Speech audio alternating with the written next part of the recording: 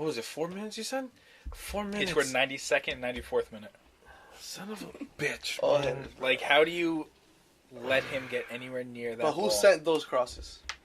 I don't honestly. I don't know. Quaresma. Oh, he did. So It was Quaresma. yeah. That guy's another. That's another. That's probably for me. I like him the most out of anybody on the Portugal national team. Ronaldo, no, because I just never liked Ronaldo. I respect him, don't like the guy. So what do you think Argentina needs to do from here on into the World Cup? What do they need to fix? Do they need to fix anything? I mean, Because Argentina's always a World Cup favorite. they gotta decide what they want. Do they want to have a team where their entire team is Messi, nothing else matters, get Messi the ball, or are they gonna try to tell Messi we gotta spread everything out and let other people touch the ball so we can get open? Because he's gonna be manned up every game. They're gonna have someone just eyeballing him, and other people have to do something. See, I would use that as an advantage. Oh yeah, Use Messi and then just have him distract, yeah. this guy, so he has 3 men marking him, and just leave Di Maria or Aguero to put the ball in. I don't think a smart team for that. You go 3 backs and you push someone else up, but I don't think Argentina could risk going with 3 backs. No, 'cause so that they lose, they're losing a man because they Yeah. have to have the 4 backs and they can't push another guy up. So you have to have someone else come up big, like real big. I mean, how much bigger can you get with Messi? I mean, how much could he carry? How far could Messi carry? I mean, I think that's what I was talking about in my previous episode, that I feel like Messi has done a lot for his country. I mean, a lot. He's done, I mean, if I'm not mistaken, one of the second to last games was in the qualifying process was against Ecuador. And he put in, I think he put in the 2 goals that got him in. It's like, he did it himself. So, what else does Messi need for the Argentine national team to catch up and to help him? You know what I'm saying? I don't know. He's literally, because, and even if you go on Instagram, you see all these memes of him carrying him. And it's that, when you see those memes, that's exactly what he's doing. He's literally with his 2 arms just holding everybody, holding the entire country to go into the World Cup. I think Argentina realized they had Messi and they were like, well, we could ease up on developing other people because we have Messi for so long. You just got to keep going just as strong and develop maybe a second Messi and have someone else come up. That's true. Which they have. They have Dybala, who plays at Juventus. But what sucks is that they're literally exactly like. Yeah. Obviously, Dybala's not as great as Messi, but they play the same way, and they can't. They tried playing him. I don't know what friendly, but they tried playing him with Messi, and they put him on the left, and he's not used to play on the left. He's used to play on the right or in the center, and they both kept colliding, and they probably won that game. I'm not sure, but I know it wasn't good for Dybala or Messi because, I mean, you're really gonna get in Messi's way? No, you're not. I mean, unless you're the other defender on the other team, but other than that, you can't really do that to Messi. Because you need for him to do his thing. Especially you want to win, you need Messi to do what he has to do. And he'll bring you into his game. Exactly. What other friendlies did we have yesterday? Oh, France, Russia. That was the Pogba free kick. There we go. Did you see that? No, I did not. Oh, man. Maybe because I was in practice? Until 2 Till a.m. 2 in the morning? Jesus Christ. No, you had to. Whenever you get a chance, like whoever's listening to this, whenever you get a chance, watch the highlights for France versus Russia. 3-1. Pogba's free kick. Beautiful, man. I'm telling you. That curve and that bend. You got it there?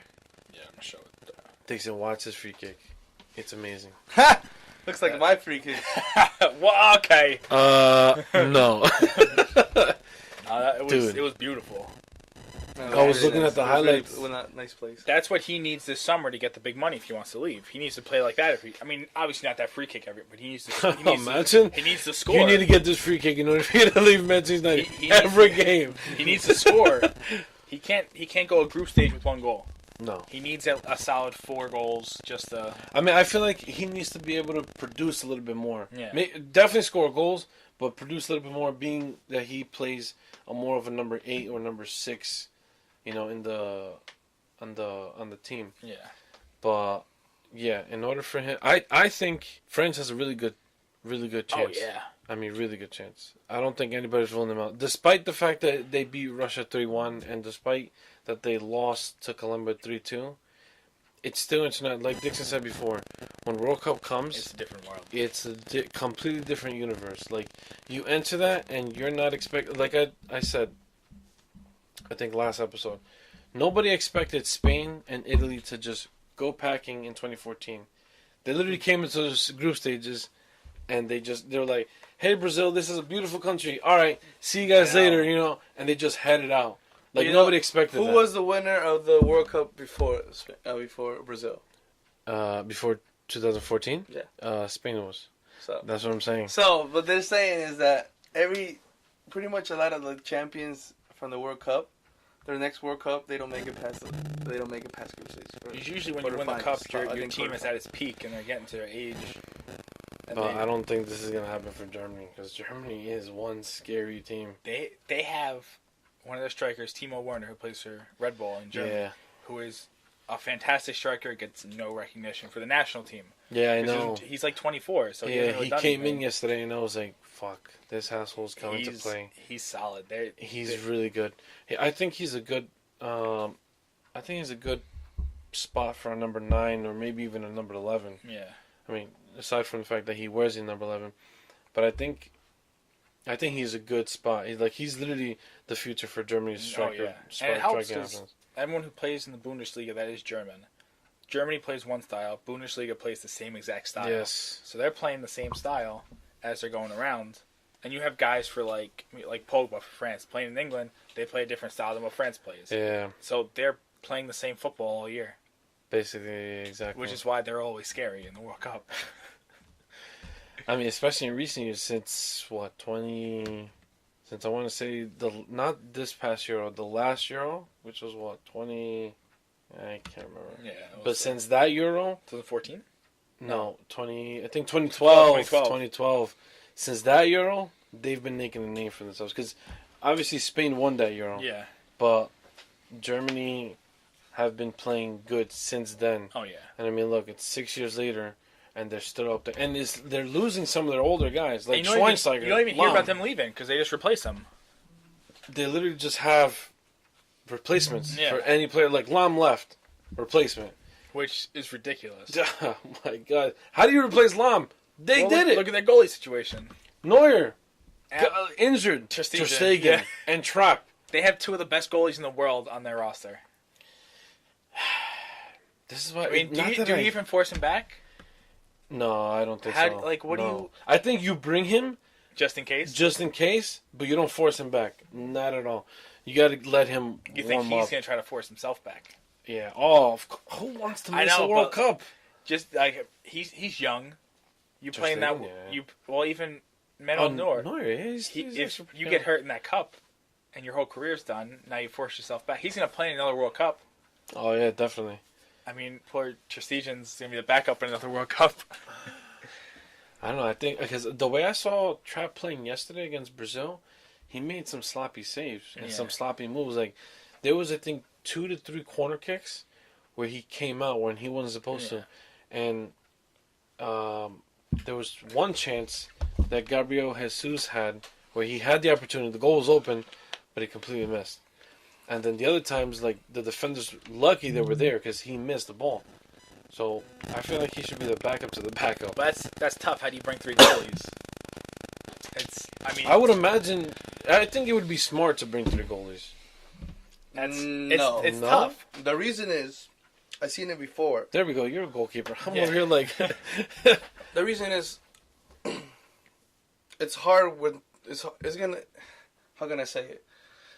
2 goalies cannot get hurt. Like it's hard. You barely see that 2 goalies get hurt. That's true. Yeah. Goalie. Now by taking another goalie, that goalie takes place of a player that could actually start and help in the attacking than a player that's just gonna be sitting down on the bench. Who will never see the field. Most of the time, the second goalie stays on the bench. That's true. But if you're bringing Manuel Neuer, if he's hurt and you think he might be okay, it's air quotes, you have to have another goalie in case Ter Stegen goes down. Damn, man, that's. I don't want to say it's a good headache, but it is kind of a good headache for the coach to have. One of the only teams that could do it is Germany, because they have so much out. Yeah. Yeah.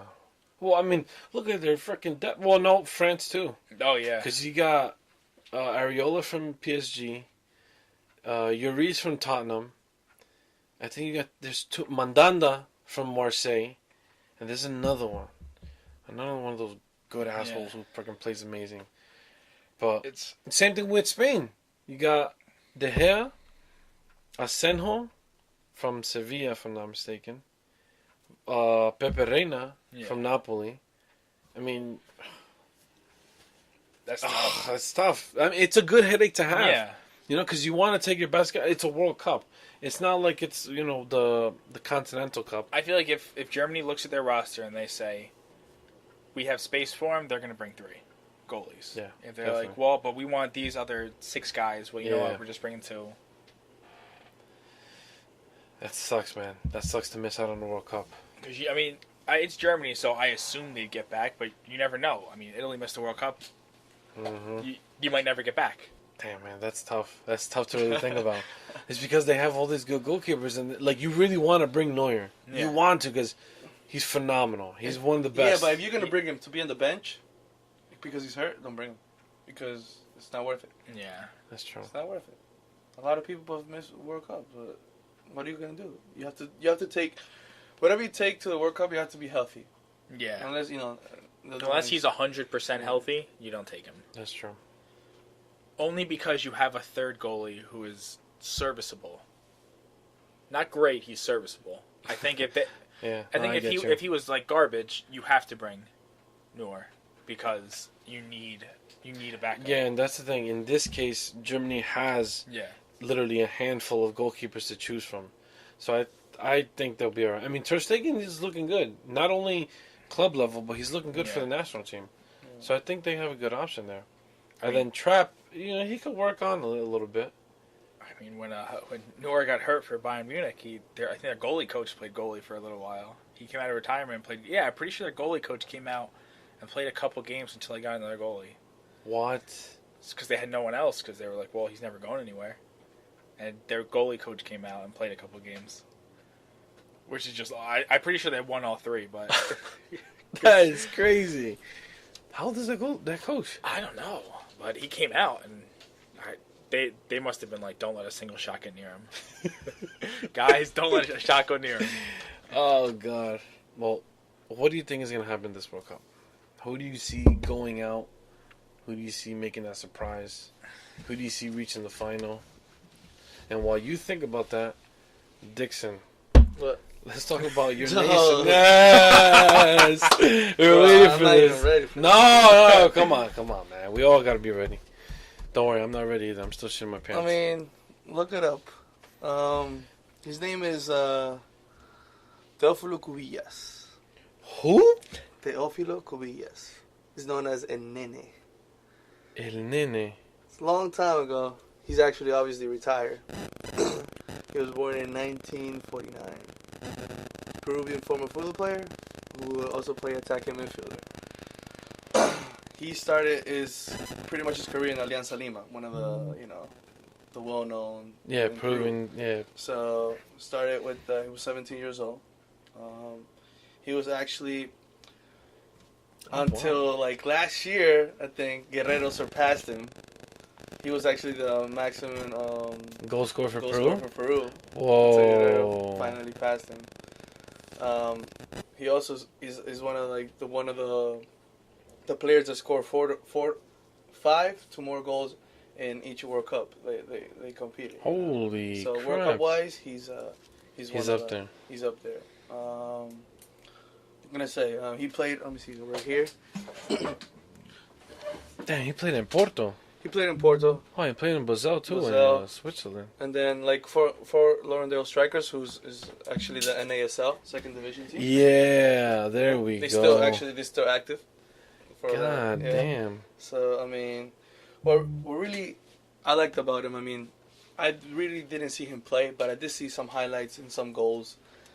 If you see his goals, free kick goals with outside foot, it's just phenomenal, man. The way he played, it was just The reason they call him Nene is because he had the face of a baby.